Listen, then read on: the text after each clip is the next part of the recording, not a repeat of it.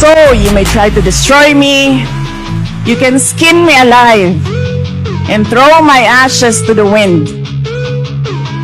But let it be known, you will find me unbowed. At ngayon na na-survive ni VP Sara ang kaliwat ng pag-atake sa kanya ng 3 taon, pati ang impeachment na-survive na rin niya. Alam niyo ba kung bakit nasabi ni PRRD na kanyang ama na si VP Sara ay dangerous woman? Talagang ano yan si Inday, be careful with that woman. She can oust even a speaker. Pero giingnan mo niya to, bantay mo ha, kay Baldita ni.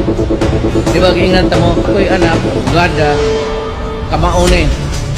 Pero, lainig, magkinto ang tao nga muduol sa iya.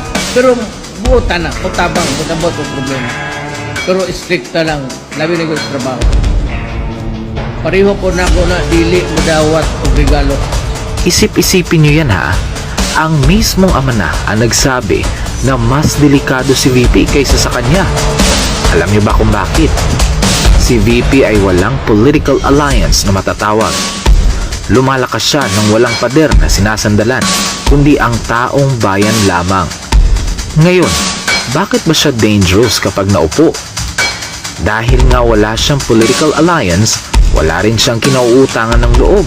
Sa makatwid, kaya niyang imbestigahan, kasuhan at walisin ang sino mang politikong gumagawa ng kagaguhan.